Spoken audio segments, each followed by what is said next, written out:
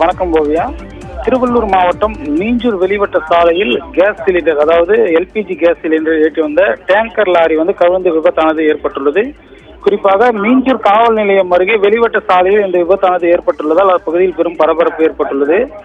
பெரும் விபத்து ஏற்படும் என்ற அபாயத்தில் தீயணைப்புத்துறை வீரர்கள் மற்றும் போலீசார் மற்றும் மீட்பு பணித்துறையினர் அங்கு குவிக்கப்பட்டு வருகின்றனர்.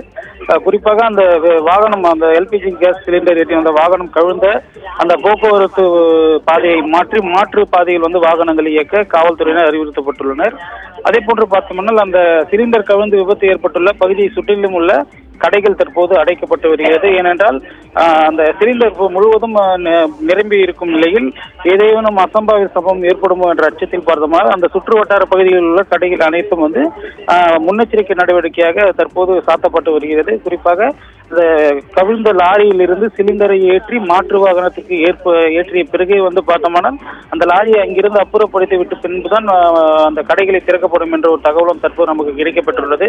குறிப்பாக அந்த கவிழ்ந்த லாரியில் முழுவதும் கேஸ் நிரப்பியுள்ளதால் ஏதேனும் அசம்பாவித சம்பவம் ஏற்படுமோ என்ற அச்சத்தில் மக்கள் உறைந்துள்ளனர். இதனால் அந்த பகுதியில் தீயணைப்புத்துறை வீரர்கள், அதே போன்று மீட்பு பணி வீரர்கள் உள்ளிட்ட ஏராளமானோர் குவிக்கப்பட்டு வருகிறது குறிப்பிடத்தக்கது. ஓவியா.